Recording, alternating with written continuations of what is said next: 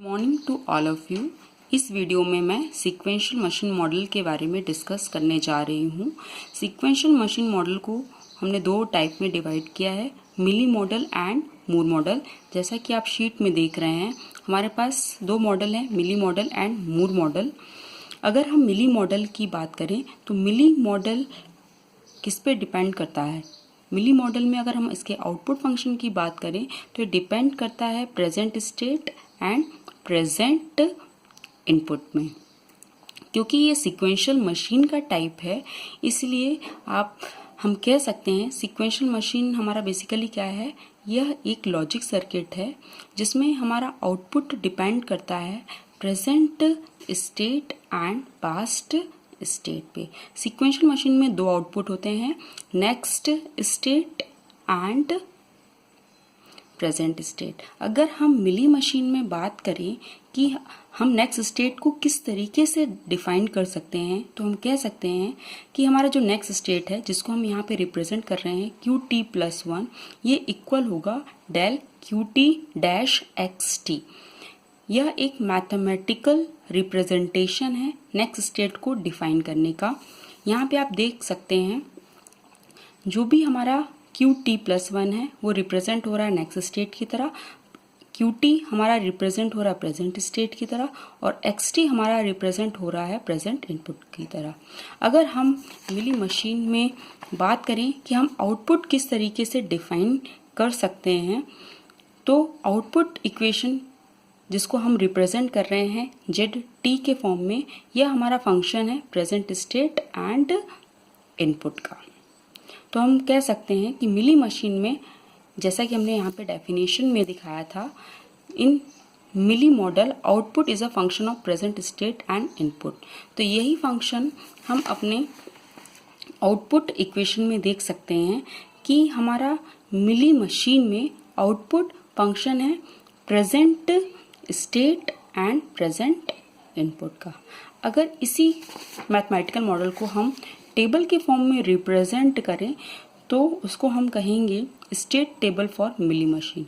अगर state table की बात करें तो आप देख सकते हैं हमारे पास प्रेजेंट स्टेट है Q1 Q2, इसको हम QM तक ले जा सकते हैं। नेक्स्ट स्टेट में हमारे पास डिफरेंट इनपुट कंडीशन है X1 X2, इसको हम XN तक ले जा सकते हैं। आउटपुट में हमारे पास X1 X2, इसको भी हम XN तक बढ़ा सकते हैं। अगर हमारा प्रेजेंट स्टेट गिवन है और इनपुट गिवन है तो इस कंडीशन में हमारे नेक्स्ट स्टेट की क्या कंडीशन होगी?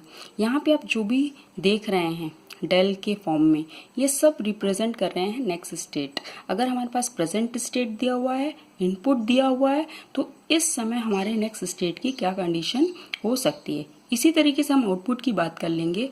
हमारे पास प्रेजेंट स्टेट गिवन है, इनपुट गिवन है, इस समय में हमारे पास आउटपुट की क्या कंडीशंस हो सकती हैं। यहाँ पे आउटपुट में हम इजीली देख सकते हैं कि आउटपुट हमारा फंक्शन जिसको हम ZT से रिप्रेजेंट कर रहे हैं वो डिपेंड कर रहा है present state and present input में। अब हम आते हैं मूर मॉडल में। अगर हम मूर मॉडल की बात करें तो मूर मॉडल में हम कह सकते हैं कि मूर मॉडल में आउटपुट फंक्शन है सिर्फ और सिर्फ प्रेजेंट स्टेट ऑन। ये बहुत बड़ा डिफरेंस है कि मिली मॉडल में आउटपुट डिपेंड कर रहा था प्रेजेंट स्टेट एंड इनपुट पर, लेकिन अगर हम मूर मॉडल की बात करें तो यहाँ पे आउटपुट डिपेंड कर रहा है सिर्फ और सिर्फ प्रेजेंट स्टेट पे।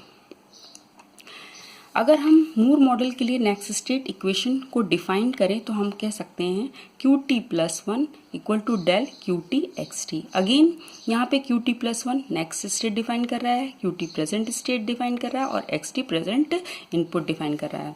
अगर हम इसके आउटपुट इक्वेशन की बात करें कि मूर मॉडल में हम आउटपुट इक्वेशन किस तरीके से डिफाइन कर सकते हैं, तो आउटपुट अगेन हम ZT से रिप्रेजेंट कर रहे हैं, लैम्डा ब्रैकेट में QT। तो यहाँ पे दिख रहा है कि हमारा आउटपुट फंक्शन है सिर्फ और सिर्फ प्रेजेंट स्टेट का।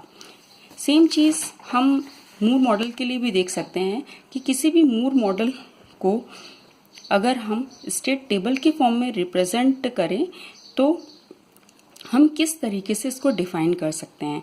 तो यहाँ पे देख रहे हैं प्रेजेंट स्टेट है हमारे पास, नेक्स्ट स्टेट है। अगर नेक्स्ट स्टेट में इनपुट की कंडीशन है, प्रेजेंट स्टेट और इनपुट अगर शो हो रहा है तो उस टाइम पे हमारे पास नेक्स्ट स्टेट की क्या वैल्यू होंगी।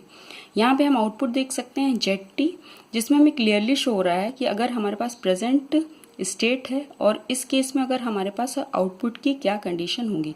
यहाँ पे हम इस लाइन में इजीली देख सकते हैं कि यहाँ पे आउटपुट इनपुट पे डिपेंड नहीं कर रहा, सिर्फ और सिर्फ हमारे प्रेजेंट स्टेट पे डिपेंड कर रहा है।